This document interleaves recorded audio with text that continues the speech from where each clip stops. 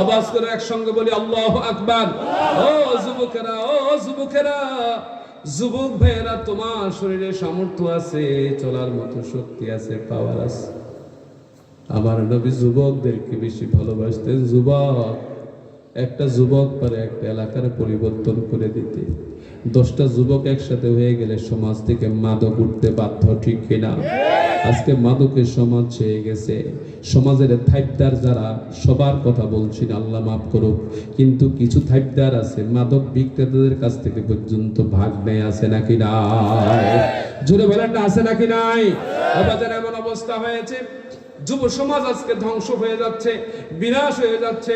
যদি নবীজির আনুগত্য থাকে, নবীজির অনুসরণ থাকে, নবীজির কথা যারা বলে, যারা নবীজির কথা মানুষদেরকে জানায়, যারা নবীজির হুকুম আহকামগুলো মানুষের কাছে বলে, ওই মানুষগুলোর সাথে যদি আপনি থাকেন, আপনার দ্বারাই মাদক আর আসবে না।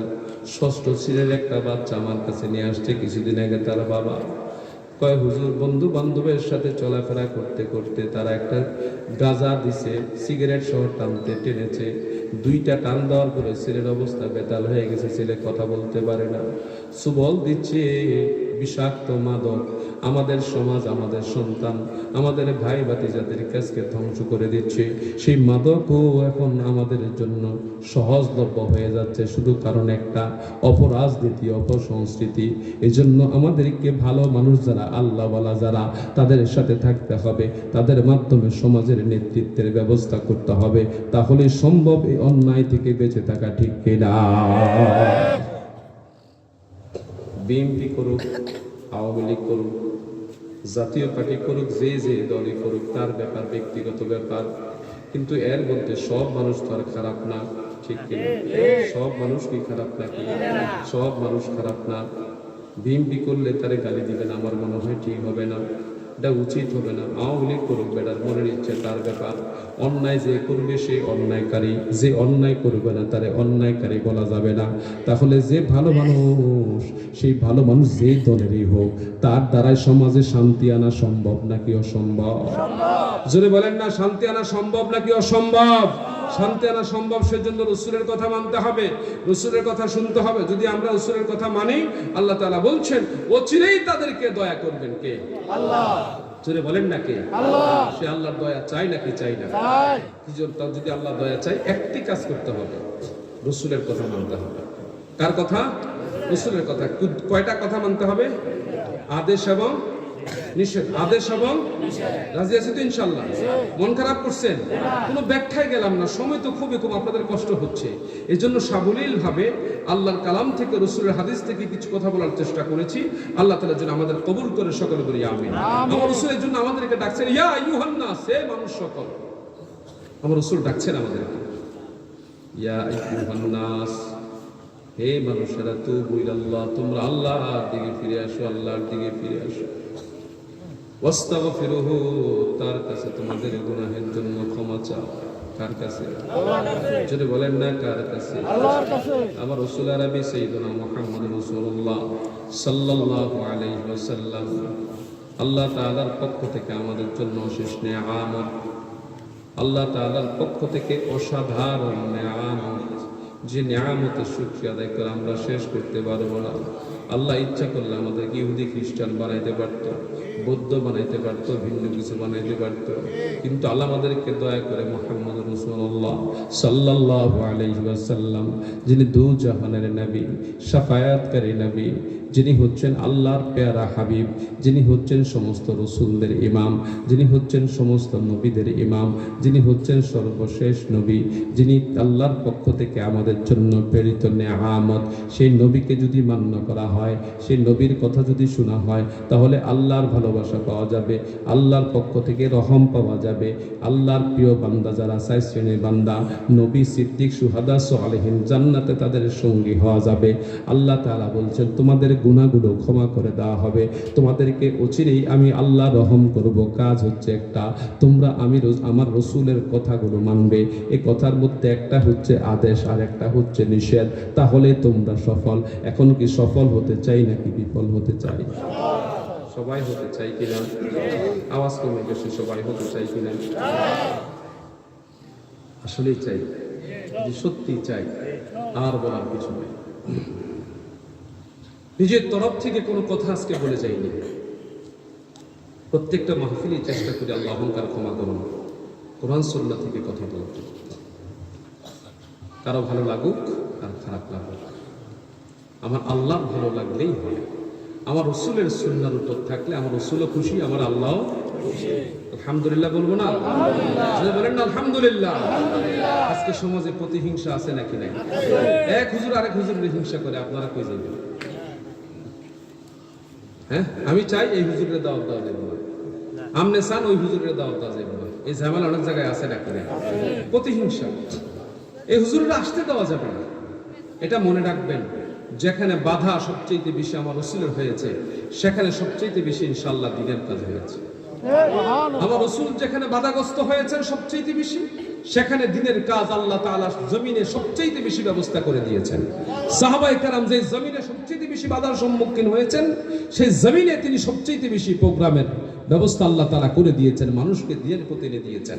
তাহলে আমরা যারা আছি, আমরা আল্লাহর সন্তুষ্টির জন্য, রসুলের সন্তুষ্টির জন্য সেই পথে আমাদের থাকা লাগবে কি লাগবে না? লাগবে কি লাগবে না? লাগবে। বিনীত আরজ করবো বাজান রে, কান কথায় কান দিবেন না। বহুজনের রটায় তো সাজলি হুজুর জামাত ইসলাম করে, সাজলি হুজুর জামাত করে, জামাত এই কথা রটায় কেউ, উনি জামাতের হুজুর। ও বাজান, জামাত রাজনৈতিক দল, বিএনপি যেমন রাজনৈতিক দল, আওয়ামী লীগ যেমন রাজনৈতিক দল, জামাত ইসলাম রাজনৈতিক দল। এদেশে জামাত ইসলাম কি রাজনীতি বর্তমানে নিষিদ্ধ আছে? তারা করতেছে তাদের ব্যাপার। কিন্তু সাজলি হুজুর জামাত ইসলাম করে, এরকম একটা প্রমাণ যদি কেউ দেখাতে পারে, আমি স্পষ্ট করে বলি যে সেদিন থেকে দরবারে কার্যক্রম ছেড়ে দেবে। আমি স্পষ্ট চ্যালেঞ্জ করি, আজ পর্যন্ত এটা প্রমাণ করতে পারে না। ঠিক আছে, কিন্তু ওই যে একটা কথা উঠায়, আরে ভাই ওই বাড়িতে আগুন লাগছে, কবে ধোঁয়া কই? ওই তো সামনের বাড়িতে। সামনে যে কবে ধোঁয়া কই? বলে ওই যে আরেকটু সামনের বাড়িতে। এই যে কিছু শয়তান লোক সমাজে আছে নাকি নাই? যদি বলেন আছে নাকি নাই? কান কথা উঠিয়ে দেয়, কান কথা উঠায়, পেরেশানি করে আপনাদেরকে। কিন্তু মনে রাখবেন, আপনার ভালোবাসা তৈরি হবে অন্তরে। কার পক্ষ থেকে? সারা বাংলাদেশ সকলের জন্য খোলা, যে যেখানে যাবে তার জন্য খোলা। বাধা দেওয়ার ক্ষমতা কারো নাই, এটা উচিত না। আমাকে যার ভাল লাগবে সে আমার কাছে আসবে, আপনাকে যার ভাল লাগবে সে আপনার কাছে যাবে। বাধা বিপত্তি যত বেশি আসে, আপনি দেখবেন নদীর স্রোতকে যখন আবদ্ধ করা হয়, সেই স্রোত বেড়িবাঁধ পর্যন্ত ভেঙে নিয়ে যায়। হয় নাকি হয় না? যদি বলেন হয় নাকি হয় না? এই বাধা পেতে পেতে আপনাদের এই অঞ্চলে গত 10 বছরে আমার অন্তত 100-র উপরে মাহফিল বন্ধ করা হয়েছে। গত 10 বছরে আমার 100-র উপরে মাহফিল এই এলাকায় বন্ধ করা হয়েছে, এবং আপনাদের গ্রামও আমাকে আসতে নিষেধ করা হয়েছে।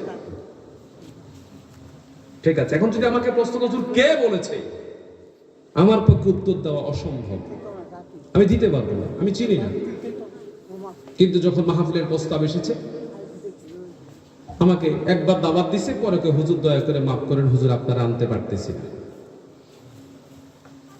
ঠিক আছে, আল্লাহ তাআলা ভালো জানেন, আল্লাহ তাআলা সবকিছুর মালিক। যেখানে বাধা বেশি, মনে রাখবেন সেখানে কাজ হয় খুব তাড়াতাড়ি। সে বন্দোবস্ত করে দেখে। মানুষ এখন আর অন্ধ নয়, মানুষ এখন চক্ষুষ্মান। আগে সমাজে একটা শ্রেণী ছিল যে আমরা শিক্ষিত পারিবারিক ভাবে, এই সমাজে যেন আর কেউ শিক্ষিত হতে না পারে, আমরা বড় লোক আর যেন কেউ বড় লোক হতে না পারে, আমরা জমিদার আর কেউ যেন জমিদার হতে না পারে। কিছু মানুষের এরকম পিছনে চাওয়া ছিল, মুরব্বীরা ভালো জানার কথা। এই জাতীয় চাওয়া বর্তমান সময়ে কিন্তু এখনো নাই, তা কিন্তু না। কিন্তু মনে রাখবেন, আপনি যেটা বাধা দিয়ে রাখতে চাইবেন, সেই বাধা একদিন আপনার জন্যই খড়গ হয়ে দাঁড়াবে। বুঝতে পেরেছেন? রক্ষাকারীকে, রক্ষাকারীকে। আপনাদের এই পাশেই, হরিপুরের ওই পাশে মাহফিলে আসতে বাধা, মাহফিলে আসতে দিবে না। ডক্টর এনায়েতুল্লাহ আব্বাসী সাহেব জৈনপুরের হুজুর সহ মাহফিলে একসঙ্গে আমি সহ।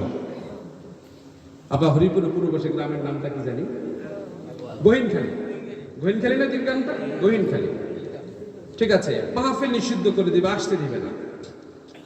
আমি আমার ছোট্ট একটা পাঞ্জাবি পরে, লুঙ্গি পরে, বেবি ট্যাক্সি দিয়া সুন্দর মতো এসে মাহফিল স্টেজ উঠে মাইক ধরে ফেলছি।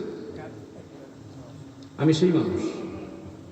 আমি এই সমস্ত বাধা বিপত্তিকে ভয় পাই না, আল্লাহর মেহেরবানি। আমি মনে করি মৃত্যু আমার আল্লাহর হাতে। কার হাতে? যে বলুন না মৃত্যু কার হাতে, আওয়াজ করে বলুন মৃত্যু কার হাতে? আল্লাহর হাতে। শাহজিলা দরবার শরীফ কশ্চিন কালো কোন রাজনীতির সঙ্গে জড়িত নয়। আমার ভাই করতে পারে, আমার আপনজনেরা কেউ করতে পারে।